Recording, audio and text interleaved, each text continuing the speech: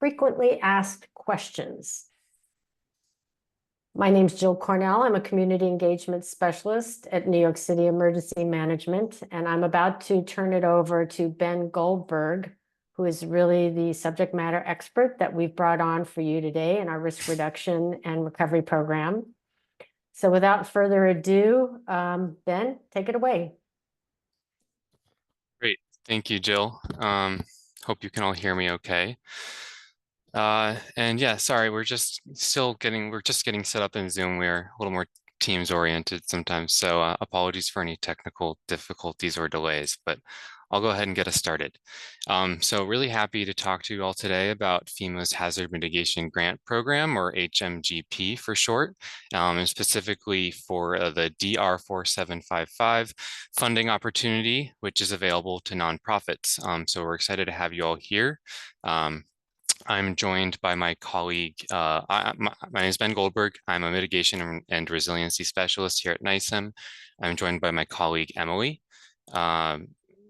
Merlot, and we've also got a few different folks from NICEM on the line who can be helping us with the Q&A. Specifically, just want to mention Yael Levine, Jane Horowitz, Maria Kolaitis, and Jason Ressler from Haggerty Consulting.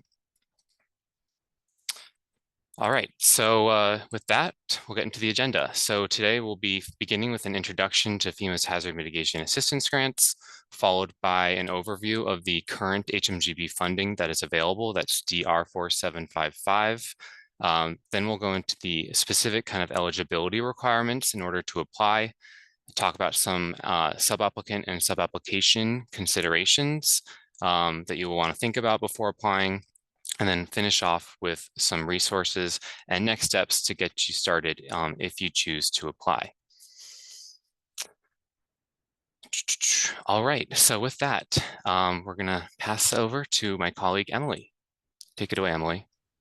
Hey, I hope you all can hear me all right. Thank you everyone so much for coming. I just want to start off with an intro to FEMA Hazard Mitigation Grants. Next slide, please, Ben. So what is hazard mitigation? Hazard mitigation refers to actions that reduce or eliminate the long-term risk to people and property from a hazard event. And to end a cycle of repeated damages, hazard mitigation is often a neglected step, though it can be an expensive one. And in acknowledgement of this, different FEMA funding programs have become available over the years to lower the cost burden of breaking this cycle and building resilience. Next slide, please, Ben. And so what we wanted to focus on today was Hazard Mitigation Grant Program in particular, which is also called HMGP, even though there are multiple grant programs that are available.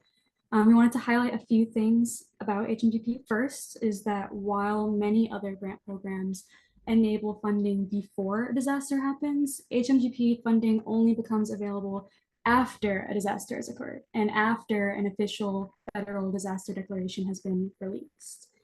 It also supports long-term mitigation and resiliency projects and hazard mitigation planning. Another thing we wanted to highlight was that projects are required to have at least a 25% non-federal or local cost share, which I'll let Ben talk a little bit more about a bit later in the slide deck. Another key thing about this program is that nonprofits can apply directly, which is a huge part of why we're talking to you all about this today. And finally, we wanted to note that you do not have to be or have to have been impacted by this disaster to apply for HMGP funding. And so what we mean by that is that you do not have to have suffered direct damages by the event that this funding is associated with in order to apply for this funding. Next slide, please. And we thought we would include just a few examples of what HMGP projects can look like that have been successfully funded and are in implementation. Though this is in no way an exhaustive list, we just wanted to give a better sense of the range of projects that might be able to be funded. And so to start us off, we have DP's Cloudburst Neighborhood Design, which was a project to plan and fully design a cloudburst neighborhood in New York City. We have NYCPS's emergency power for 46 critical schools, which entailed installing backup generators and emergency power services for schools.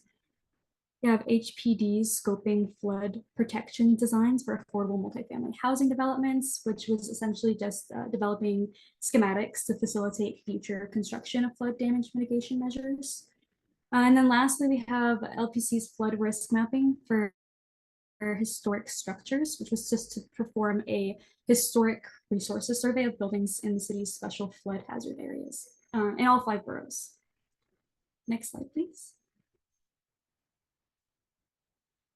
And so, as we mentioned earlier, HMGP funding is only available after a federal disaster declaration, so it's associated with a specific disaster. This funding in particular is associated with the September 28th to September 30th severe storms and flooding event, or Tropical Storm Ophelia. And its tag is DR4755, just in case we see that a little bit later in the deck. That's what that is referring to. And so this information that we have here pertains to the HMGP funding for Tropical Storm Ophelia. So this is just a high-level overview of the notice of funding opportunities, which if you haven't already, we highly encourage taking a peek at. For funding available to New York State, there's $10.5 million for projects and project scoping, and $800K for planning updates and activities. Eligible sub-applicants include federally recognized Indian tribal governments, local governments, and as I mentioned earlier, private nonprofits that perform a government-like function, which I will also elaborate on a little bit in just the next slide. Eligible activities include hazard mitigation projects and project scoping, as well as hazard mitigation planning updates and planning activities. Now, for key dates, just to highlight, this was announced June 24th of this year, and any sub-application would be due to DISHES, or Department of Homeland Security and Emergency Services, by September 13th of this year. Next slide, please. So getting into the eligibility requirements for nonprofits, to be eligible for HMGP DR4755, you must meet 3 pieces of criteria.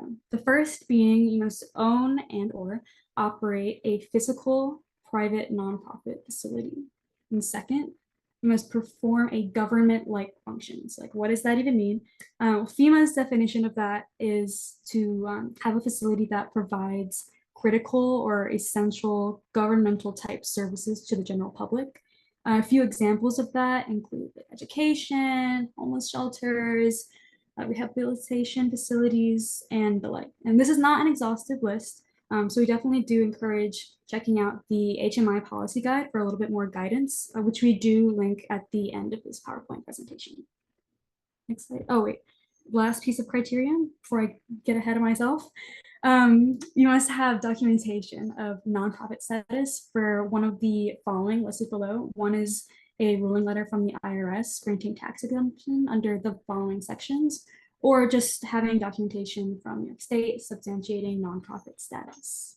Thanks. Next slide, please. And then we also wanted to just touch really briefly on a few priorities highlighted in the notice of funding opportunities for Tropical Storm Ophelia.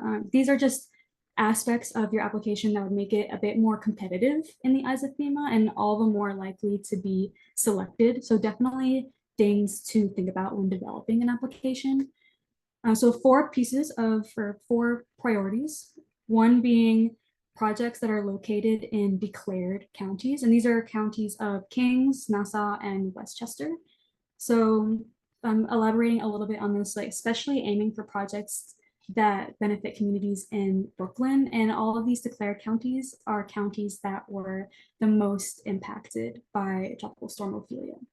The second priority is projects that provide direct risk reduction benefits to vulnerable communities, per Justice 40 initiative, which I'll also let Ben talk a little bit more about later in this deck. Third are projects that promote climate change adaptation and resiliency with consideration of future impacts and risks of climate change. So these are apps that use climate and future conditions data to support the sub-application, while also reducing risk associated with a hazard whether it be flooding, erosion, droughts, and such and so forth. And finally, another priority are projects that offer protection or mitigates risk to repetitive loss structures and critical infrastructure. And this is just our summary of the funding priorities. Again, we definitely encourage consulting on those funding opportunities if you have not yet.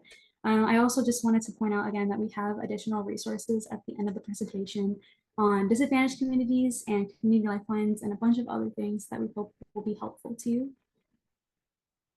Next slide, please.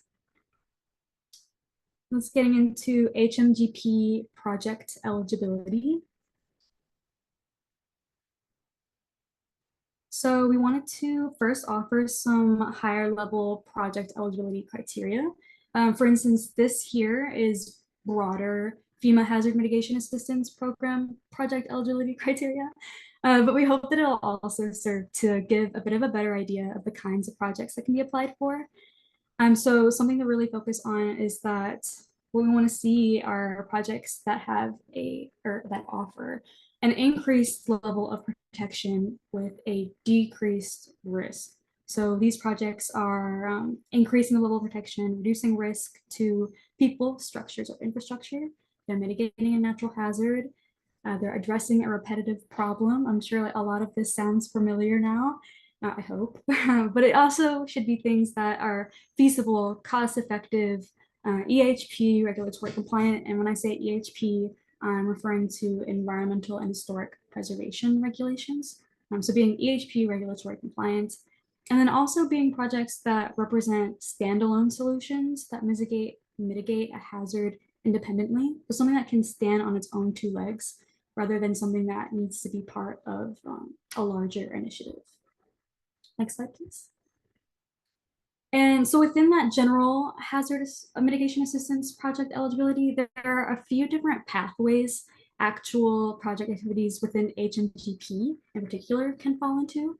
One is mitigation projects. So this refers to capital projects that are quote unquote shovel ready. So these are projects that are more construction focused and entail a physical, tangible intervention. Another way to think about this are mitigation projects are projects that are applied for when a problem has been identified and a solution has been identified. So for example, we experienced terrible flooding in this neighborhood, so we're going to do X. Another one is project scoping. This pathway primarily deals in work that will lead to future project sub-applications. So these applications would be appropriate when a problem has been identified, but a solution has not. So for instance, we experienced terrible flooding in this neighborhood, so let's look into what can be done about it. And then finally, mitigation planning. It's a little bit more of a complicated pathway. It does require coordination and concerted effort with NICEM's hazard mitigation plan to pursue, but it's essentially hazard mitigation planning and planning related activities. For eligible activities for mitigation projects, this is just referring to the capital projects that we discussed on the previous slide. So this is just a couple more different kinds of projects that can be done just to give a little bit more inspiration. These entail things like community flood mitigation, projects such as acquisitions and elevations for flooding, secondary power sources, projects that address heat, so heat mitigation projects, mitigation reconstruction, projects that include green infrastructure, and retrofit projects. And then we also have a few eligible activities within that second pathway, project scoping. So generally speaking, all of the activities within project scoping would be to support a future mitigation project that one could apply for in future rounds of HMGP. But there are two different buckets or pathways that these activities fall under. One is feasibility studies. So these are activities like evaluating facilities and areas to determine mitigation actions and assessing feasibility of mitigation solutions, as well as conducting outreach with different partners to identify potential mitigation projects. And there's engineering design, which is developing design for hazard mitigation projects, doing things like collecting data for benefit cost analyses and EHP compliance, and running BCAs and EHP reviews and the like. And so with all of that being said, I'm gonna kick it off to Ben to talk about sub-applicant considerations.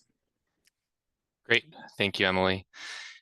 So now I'll dive more into, what actually is going to be entailed for developing your sub-application, the various components, some tips and tricks, and the like. So first on this slide, we just wanted to give you kind of a preview of what's going to be entailed for actually building and developing your sub-application with a breakdown of the various sections. The first kind of largest section here is the meat of the sub-application itself. That's actually just a Word document that you can download from the Dishes website, which we link to at the end of the slide. And it's got several different sections. Most of them, or I think about all of them outlined here, maybe minus one or two. But beginning with current mitigation plan, that's actually information on New York City's current hazard mitigation plan that NYSEM can provide. Community information, problem statement, your scope of work, and that's really going to be kind of a breakdown of task by task of what you're looking to achieve, geographic information, social vulnerability information, as well as your schedule and budget, and a few other key pieces. Just want to highlight that the cost effectiveness and environmental and historic preservation review is really only required for mitigation projects. I also want to highlight, that it's very important to include attachments, kind of supporting data or more detailed information for various sub-application questions. There's not necessarily a lot of room to go into a ton of detail in the actual Word document itself. So we highly encourage you to include various attachments. Again, we can provide more information on that either in the Q&A or share that out after the presentation. But we just want to highlight that it's that generally speaking, we're talking about maps and data to support some of that kind of your scope of work, your community information, various aspects of your narrative, as well as more detailed budget, scope of work, and a Gantt chart to kind of build out your schedule. Those are all things that we would highly recommend. Lastly, there are also going to be several different forms. Those are generally standard federal forms on lobbying, assurances, budget information that are all available as part of the sub-application package. Next, I just wanted to dive in a little bit more into this concept of cost effectiveness. That's a kind of core requirement for being eligible for FEMA funding for a mitigation project. And what we mean by cost effectiveness is that the benefits outweigh the costs.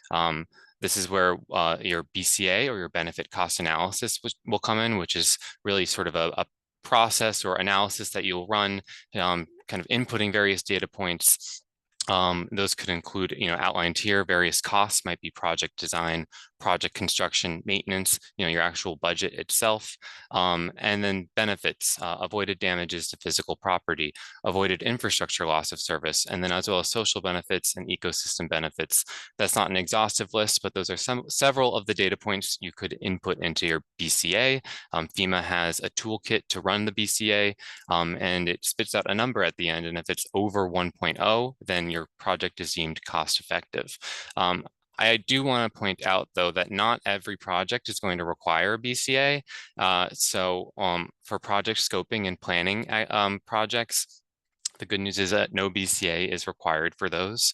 And then for projects that are under 1 million, FEMA has rolled out new guidance that allows for projects that are under 1 million to, in lieu of doing a full BCA, to just submit a cost effectiveness narrative, which is where you kind of can use a more of a descriptive kind of narrative to describe how you are, how you are kind of meeting cost effectiveness requirements without running the full BCA, which is much more technically difficult and more time and labor intensive. Then, of course, for projects over 1 million, do require the full BCA. And, we'll just note that that is one of the bigger lifts and challenges of these sub-applications. Next, I also wanted to talk a little bit more about, benefiting disadvantaged communities. As Emily mentioned, that's one of the core requirements of this HMGP funding round through Dishes, and that's coming from federal guidance from FEMA and the Biden administration, really around the Justice 40 initiative, which prioritizes 40% of federal benefits and funding for kind of climate and sustainability oriented and environmental initiatives for disadvantaged communities. So what that means is that FEMA and DISHES are really going to be highly prioritizing projects that can demonstrate that they are benefiting disadvantaged or vulnerable communities, and that's going to make your application much more competitive. Now, I understand that, and I'm sure many of you are working directly with vulnerable communities, and that's probably a very big focus of a lot of your work. So making sure that that really comes through in your application, and also pulling in specific data to demonstrate, that your project benefits the disadvantaged community is going to help make your application much more competitive. We have here highlighted a few different kind of like very valuable tools, data tools mainly, and mapping tools that you can use to kind of pull in that data. You could also use census data, but just want to highlight here first the CDC Social Vulnerability Index at the bottom right. We have links to all of these at the end of the presentation, but there is actually a whole section in the HMGP application that specifically asks for SVI data. There's also the Climate and Economic Justice Screening Tool, or CJEST. That's another kind of new emerging federal standard for kind of pulling in environmental justice or disadvantaged community data.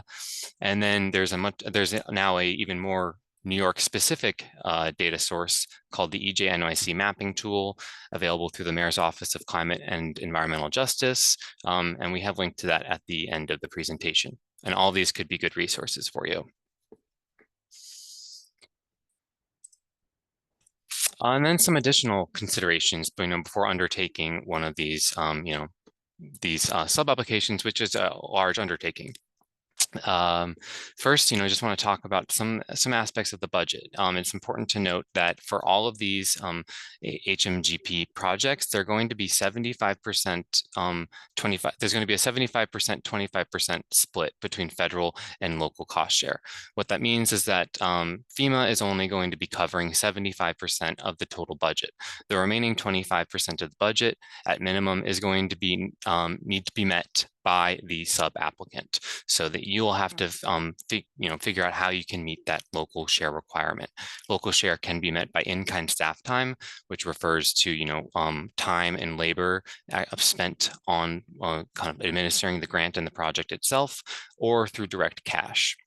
It's also important to stress that these programs are reimbursement-based programs, so you'll need to actually front the costs initially to, if you're using a vendor or contractor for services or for construction, you need to front those costs first, and then you'll submit a reimbursement after the fact to FEMA.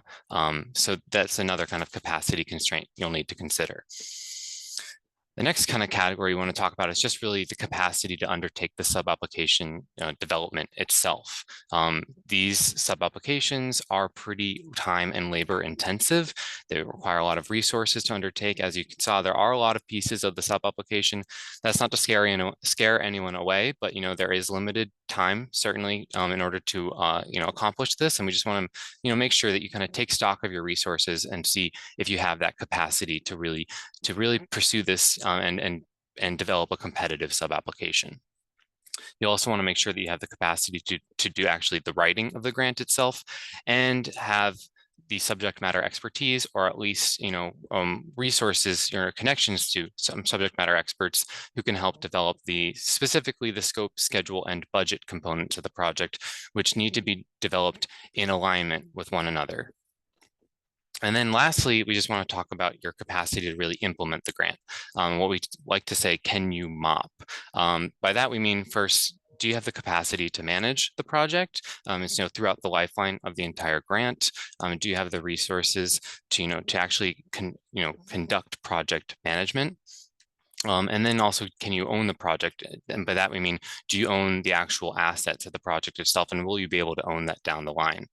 And then lastly, do you have the capacity to procure for the project? And by that, do you have the capacity to procure a vendor or consultant to carry out the project if need be? And then also want to just talk about, looking ahead to the entire timeline, because think these projects can take a long time to be awarded by FEMA. It can take a while before that award comes, before funds are realized. So, you want to make sure that the potential timing for an HMGP project would work out for your needs and whatever project you're interested in applying for. So just currently, it's July. Over the next 2 months or month and a half, between now and August and September, we're looking at sub-application development. And then come September, sub-applications are going to be due to the state, to DISHES, by September 13th. I don't think they will accept late applications, so definitely make sure you can meet that deadline. And then over the next 2 months following the submission, there's going to be the request for information period from DISHES. That's when DISHES will reach out to sub-applicants directly, asking for any clarity, additional information, maybe an attachment was missed or forgotten, or just asking for additional things. It's a chance to kind of QA QC your application one more time, but and just kind of fill out any remaining information before DISHES sends that to FEMA. By the end of January, DISHES is going to be submitting applications to FEMA, and then the duration of the period is the FEMA review period. And this is just an estimated timeline looking that far out, but from our experience, we don't expect any awards to be coming in for this specific HMGP round until mid to late 2025. And you cannot really begin work on any of these grants until you've been awarded. So it's just important to note if that timeline works for you. Okay, so now with those considerations in mind, we'll talk a little bit more about logistics, next steps, and some logistics to get you moving forward if you would like. So first, pretty simple here, but just how to apply. It is a simple process, relatively speaking. You can download the complete sub-application package and other resources from the DISHES website, which we have linked here and at the end of the slide. We'll send out these slides to all the attendees following this presentation as a PDF, so you can have those links there. And then, over the next month and a half, that's when you'll be completing your sub-application, and you just submit that as a Word document or PDF via email to DISHES at the email shown here. I also would encourage you, if you have a lot of attachments, upload those as a zip file if you can, to make sure that they can all fit. It can sometimes be a large file, and make sure you're labeling all your attachments very clearly. And then lastly, again, just that sub-application deadline of September 13th, 2024. And now finally, before we finish here, we just got some kind of next steps that we would recommend if you choose to go forward with this. So in the first kind of category is what we like to talk about, is ideation and scoping. So it's just kind of really figuring out, really kind of fleshing out your project, figuring out the specific tasks that might be involved, and seeing if it's going to really fit with this program and the eligibility requirements. We have a few kind of potential actions you could take that we would recommend. First, discussing and circulating the grant opportunity with your organization, within your organization, with your fellow staff, with partners, maybe community members if you work with them, kind of discuss the idea. And then, once you have an idea in mind, begin really outlining it, fleshing it out. What is it you want to accomplish? And do that task by task to kind of begin outlining deliverables in your scope of work. And then also, it's really important to make sure you identify who exactly is going to oversee this process, who's going to be responsible to kind of own the sub-application development process from beginning to end, because there's a lot of different elements and potentially people to manage. Next bucket is program familiarity. So you'll want to, we highly recommend that you review the HMGP DR 4755 Notice of Funding Opportunity that was published by DISHES. It's available online. We also link to it at the end of the deck. And that's where you'll get to see all those prioritization criteria outlined more clearly. And you're going to really want to make sure that your project can meet those criteria, understand how, and really incorporate that into your application. And then we do also recommend, with any questions, we definitely encourage you to consult with DISHES. We have their email linked here, and they are available with any to answer any questions. They can be a resource to you. So we do encourage you to reach out, and also to consult the FEMA HMA program and policy guide, which also can help spell out some of those eligibility and competitiveness questions. And just to note that DISHES, that refers to the Department of Homeland Security and Emergency Services. That's the state, New York statewide kind of, or division, I think, sorry, for emergency services. And they're the ones who will be administering this program through FEMA. So they are actually the applicant. You would be the sub-applicant. You submit your application to DISHES. They're the ones who review applications, and then ultimately, I don't exactly know how the back end of the application process works, but we are happy to discuss that more in the Q&A. Ben, before we move on from the slide, we do have some questions. Would you prefer that we wait till the end, or are you able to take some questions right now? We just have maybe I'll just get to the very end here if you don't mind holding the questions. We're almost done. Okay, yeah. so Yzette and Lucy, if you could hold on, keep that question on the forefront because your questions are really important for everyone to hear. Thank you. Yeah, we just have this one last section, and then we'll be all done. But thank you so much. Yeah, we really appreciate your questions. Last step here is just the sub-application development. So before you move into building your sub-application, we recommend developing a work plan to meet the September 13th deadline. You'll want to be developing at first, for kind of the first step in really building the sub-application is working on the scope of work, the budget, and the schedule, task, and making sure they're all in alignment task by task. We actually have templates and resources and guidances that we can share with you to help you do that. Then you'll be drafting the sub-application, make sure that you have, the time to do that and dedicate a lot of time to do that. And make sure you're gathering data, maps, and other attachments to support your application. And then lastly, before we turn to the Q&A, just want to highlight some resources here for all of you. At the top, we have FEMA resources, the HMGP guidance website, the program and policy guide, really good resources for you to kind of become more familiar with the program, as well as some FEMA guidances on nature-based solutions, community lifelines, and the benefit cost analysis. We also have DISHES resources, so the DR 4755 webpage, a link directly to the Notice of Funding Opportunity, and a link to the DISHES webinar slide deck. I think they may also have a recording of their own webinar posted. They hosted 2 webinars in the past couple of weeks.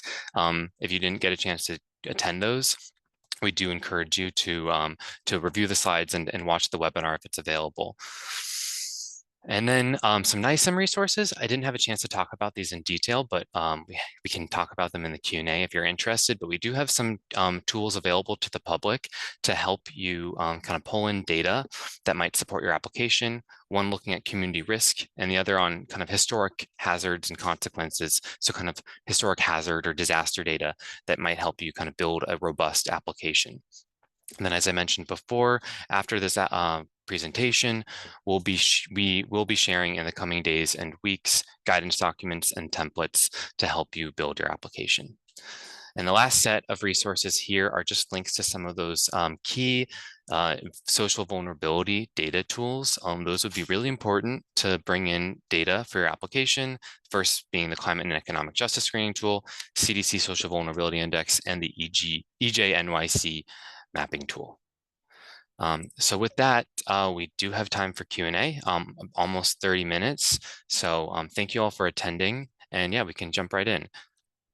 And assisting me with the Q&A, I believe we'll have Yael Levine, Emily, and maybe some other folks from NICEM if you're able to get unmuted. I think there might have been you might need to ask Jill to unmute you, not sure. Yes, you do have to ask me, but Yzette, since you had your hand raised first, I unmuted you, and also Lucy, you'll be after Yzette. Hi, yes, thank you, and thank you for this. And I believe you've somewhat answered my questions. My agency only received this information opportunity late, and we were unable to attend the 2 earlier sessions. And I just wanted to know if there were recordings and/or other resources for this session, for the previous sessions that we weren't able to attend, and today's session, and to whom would I reach out to if they are available to get a hold of those resources? Yeah, absolutely. Thank you. So yeah, as I said, Dishes, the state, they hosted 2 webinars previously. They did say that they would be posting recordings of the webinars online. That's available at the this HMGP DR4755 webpage. I believe if you follow that link, we can also post it if well, when we follow after this webinar, we can post and follow up with additional resources. But that's where you can go for any kind of Dishes resources, and they should have the webinar that they hosted, the slides from it, and they said they would be posting a recording. I didn't see it the last time I checked, but it's possible it's there now. If if that isn't there, you can definitely reach out to Dishes directly with that email address that we have here, hazardmitigation@dishes.newyork.gov, and they can share additional resources with you. But they should have that all posted on their website now. Excellent. Thank you. Yeah, thank you. Lucy, did you have a question?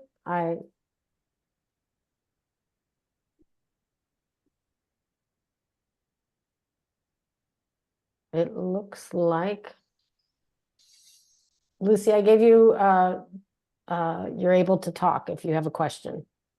You had your hand raised before.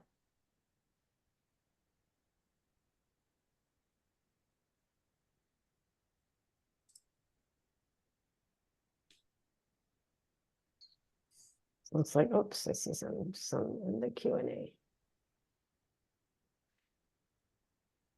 Lucy put her question into the Q&A. Ben, what is the award minimum and the ceiling? Great question. So what is the award minimum and ceiling? So the total funding amount available to New York State is at 10.5 million. I think that's subject to change, but at the moment, that's the current total amount. And I believe 800,000 for planning. So that would be the ceiling as far as I understand. That said, that's the total amount that is available to the entire state of New York. So we would not encourage, we wouldn't recommend applying for a $10.5 million capital project necessarily. That's going to take up the entire pot. That's going to be probably difficult to get by Dishes.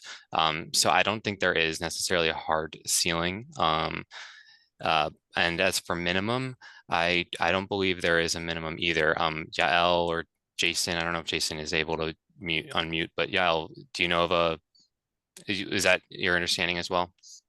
Yeah, exactly. There is no minimum. So agree with everything that you said. And I'll just add one note that there is that $1 million threshold that if you submit for, like Ben had said before, if you submit for a scoping grant, which is going to be feasibility or engineering, you don't need a benefit cost analysis. But if you submit for some kind of capital work, if it's under $1 million, then you don't have to do a quantitative benefit cost analysis. You would do a qualitative benefit cost analysis, like a narrative that explains the reduction of risk. And there's some fact sheets about that we can link to. So what that essentially means is that it's going to be a lot less resource intensive if you're applying for some kind of capital work, if you go for something under $1 million. Thank you.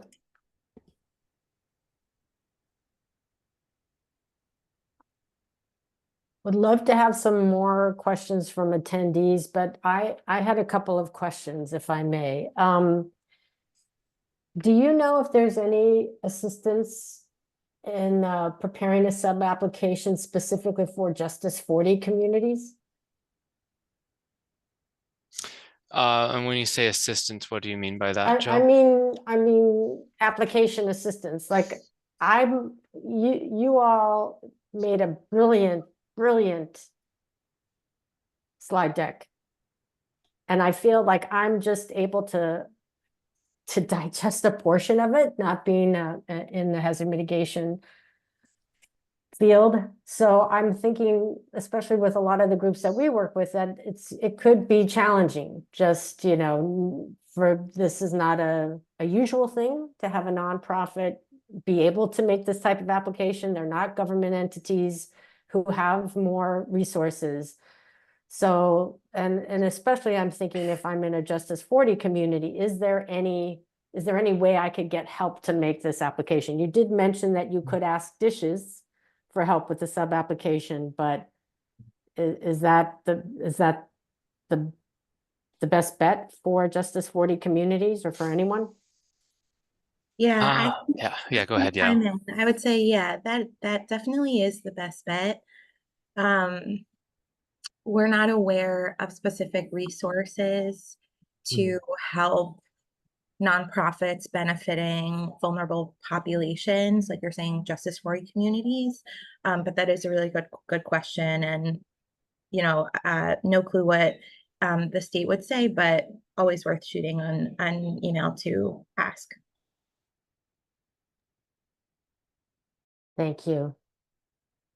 And you also mentioned, Ben, that that guidance, I have two more things. So that guidance documents and templates would be forthcoming in the coming weeks. So obviously I have the registration because everybody registered for this. So we're happy to compile that with this slide deck and with the recording for this to send out to those of you who've attended. Do you know what your ETA is for that? And what type of guidance are we talking about? Are we going to give people, like, you had sample screenshots from the different data sources that people could identify where they are on those various maps. So that was really helpful. What other kind of guidance documents and templates are we going to send them? Yeah, sure. Great question, Jill. And thanks for holding us accountable. Yeah, so our team, the kind of technical assistance team here, or mitigation unit at NYSEM, we typically work with agency with city agencies as sub-applicants. And from previous grant cycles, we have a few different guidance documents kind of on, helping to build your scope, schedule, and budget, a template that can help you do that, and a few other kind of guidances on various aspects of the sub-application. So those we are, I think, able to share. We can send those out. We'll package those out and send them out along with the webinar and the webinar deck as a PDF, as you said, Jill, and yeah, happy to share that with those who registered and whose emails you have. So yeah, generally speaking, it's kind of just kind of a few page guidances to give you a little bit more information on on like crafting your sub application, and then we have some like a template that I mentioned as well, that it's like basically an Excel document, but gives you some basically a guidance for how to develop your scope, schedule, and budget in alignment, which we mean, and by that I mean outlining them kind of task by task, and making sure they line up kind of with each other correctly. So there's also information on BCA that we can share. So I know I'm missing things. Sorry, I'm forgetting off the top of my head. If anyone else wants to chime in, feel free. But I think generally speaking, that's what we're talking about, and we're happy to share those with people. That's great. Can't wait. My last question is, when you were talking about the HMGP project pathways, it was what pathway number 3 was, which was mitigation planning that needed to be done with NYSEM. Could you elaborate on what that means? Because I would love to know more about that. Yeah, I can take a shot at that. I think so that it's that category of funding, the mitigation planning, there's 800,000 available for that under this specific funding announcement, and that's for what they call mitigation planning and planning related activities. But typically when FEMA and Dishes are talking about hazard mitigation planning, that's typically done at the kind of state county or local jurisdictional level, and it's usually, conducted through, the agency that is responsible for mitigation planning, such as NICEM here in New York City, as we develop New York City's hazard mitigation plan. So there's, I think, potentially ways that another agency or potentially community group could conduct planning activities, but it needs to be kind of coordinated with the hazard mitigation plan to kind of comply with the kind of the criteria for hazard mitigation planning as the state and FEMA kind of defines it. That's sort of my understanding. It's definitely a trickier category. If anything I said didn't make sense or what it's not how other folks understand it, Jal or feel free to feel free to jump in too.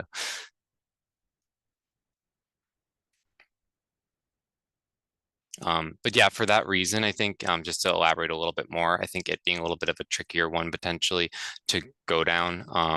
We don't necessarily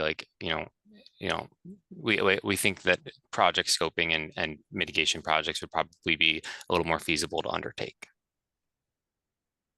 Okay, that's helpful. Is there an example of some mitigation planning that the city was able to do with an agency that you can think of, so that could either show people why it might not be the best option for them?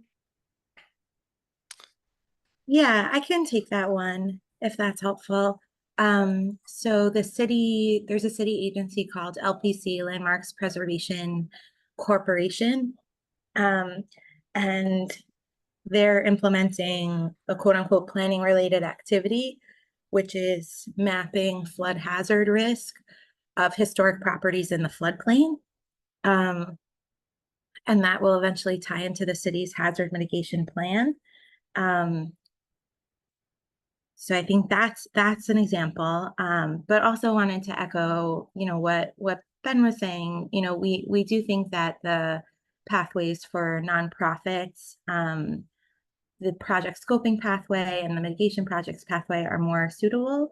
So project scoping would be, to recap, like doing some kind of feasibility assessment to see what a good mitigation solution would be, or doing some engineering design to be able to implement a solution, or doing some capital work. That is very helpful to have you express it that way. So I thank you for that.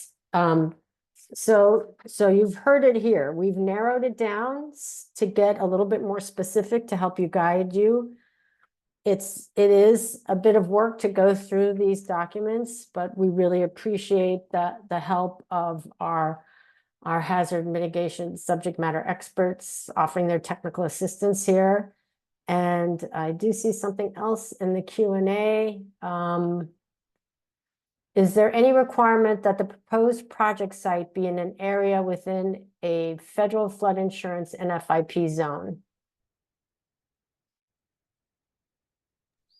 No, as far as I understand, there is no requirement to be in a flood insurance zone or a special flood hazard area, FEMA special flood hazard area. I don't believe that is a requirement. And because these, as we kind of mentioned, but I can describe it again. This HMGP funding is not specifically just tied to flooding, although it was tied to specifically the 928 severe flooding event, Tropical Storm Ophelia. It doesn't necessarily mean that DISH is only going to be awarding projects that are mitigating a flood hazard. It could be for heat, it could be multi-hazard, it could be inland flooding as opposed to coastal flooding, which may not be as kind of recognized by the special flood hazard area.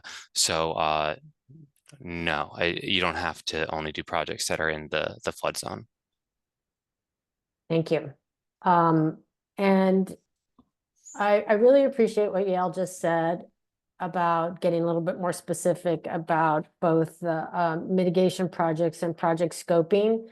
So I'm just going to give you a hypothetical here. I'm a nonprofit. If I'm a nonprofit organization heavily affected by Ophelia last year, also prone to have a population of, let's say, older adults or medically fragile individuals who are prone to having severe health consequences because of extreme heat events.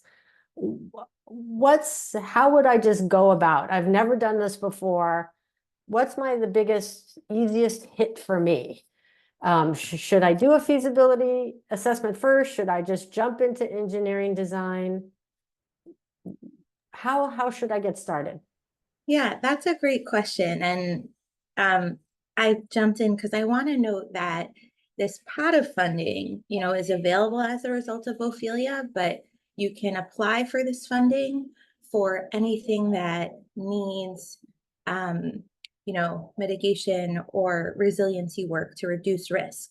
It doesn't have to be that your facility or property or community was directly impacted by Ophelia. You do get priority if it's work, that benefits Kings County, Brooklyn, but there doesn't have to be a direct tie to Ophelia. Though you do have to show that what you're doing will, reduce risk of coastal flooding or stormwater flooding or extreme heat.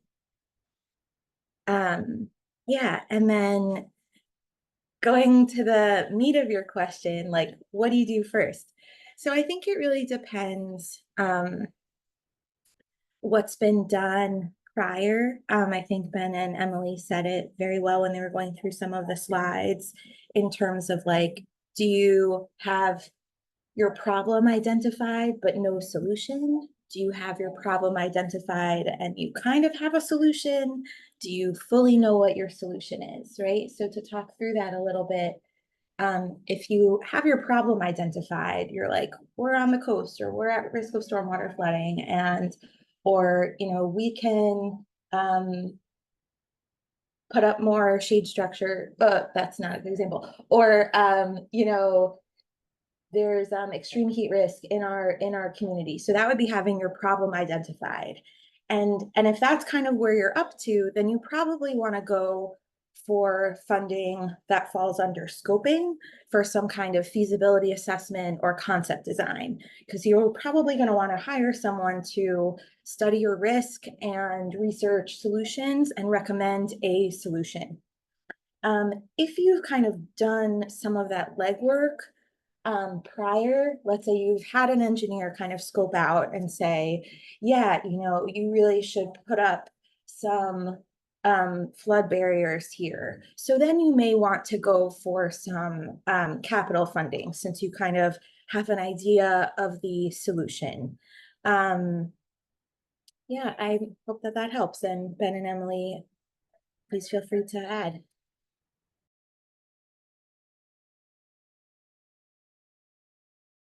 That's hugely helpful. Oh, I see something in the Q&A. Let's see if that James writes in, just to confirm, this grant project is specifically a reimbursement grant, correct? Meaning the nonprofit must take on all the upfront costs and then apply for approval. Also, my sites aren't located in Brooklyn. Would there be any consideration for other counties? Great question, James. Ben? Yeah, I can take a shot at those. So yes, as we mentioned, this is a reimbursement-based program, as are all of the FEMA HMA grant programs. So as far as I understand, you do need to take on those upfront costs to actually administer the project, consultant costs, construction costs, and then you would apply for reimbursement after the fact, submitting along kind of invoicing, deliverables, kind of other project reports that would accompany that reimbursement, that request for reimbursement to the state and FEMA, which we recognize can be a really big hurdle. To your second question, the sites are not located in Brooklyn, would there still be consideration? As far as we understand, yes, there is, the state is definitely considering other counties. The funding is available to the entire state of New York. So that means, that all of New York City, all 5 boroughs are definitely and projects based in all 5 boroughs could be eligible for this funding. It really all just kind of depends upon how many projects, how many sub-applications they receive, and what they all look like and how it kind of breaks down in the review. But that, that Brooklyn requirement, that's one of the prioritization criteria. So projects that benefit Brooklyn may very well score more highly and be more likely to receive funding, but that's not necessarily a requirement. So if your project is really if you think that you're in all other respects, this could be a good fit for you funding wise, we definitely would still encourage you to apply, even if your project isn't in Brooklyn. Great. James says, thank you. Thank you for your thanks, James. We have time for one more question.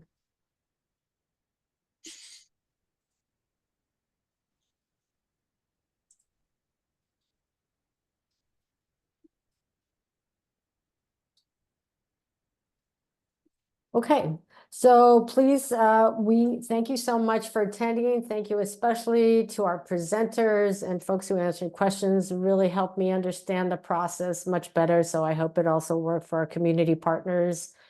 We will be sending this out. I'm not quite sure of the timeline because I think what we'd like to do is get all the information together before we send it to you. And again, you have the questions right there for the different addresses. So if you have a question for Ben or Emily or our Risk Reduction and Recovery Division staff, you can email riskrecovery@oem.nyc.gov. If you have questions for the state, you can email hazard mitigation at dhses.ny.gov. And we will send everything out to you when we compile the information. Thanks again. Thank you all.